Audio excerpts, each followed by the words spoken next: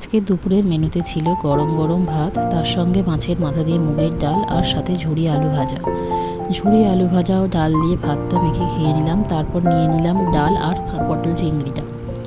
পটল চিংড়িটা বিশ্বাস করো খুব অসাধারণ খেতে হয়েছিল, টেস্টটা ছিল খুব সুন্দর। পটল চিংড়ি দিয়ে ভাতটা খাওয়া শেষ করে তারপর পাতে নিয়ে নিলাম দই কাতলা। মাছটা ছিল একদম ফ্রেশ এবং সাইজটাও ছিল বেশ অনেকটা বড়।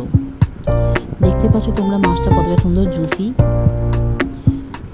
আর খেতেও এটা খুব ভালো ছিল।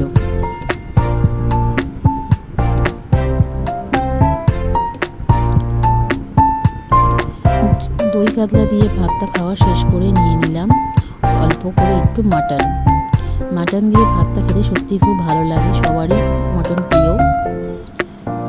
দেখতে পাচ্ছ মাংসটা কি সুন্দর জুসি হয়েছে, আর গ্রেভিটাও খুব ভালো ছিল।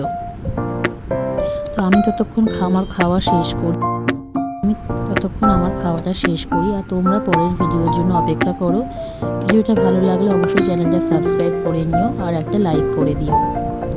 দেখা হবে আবার পরের ভিডিওতে, ততক্ষণের জন্য সবাই ভালো থেকো।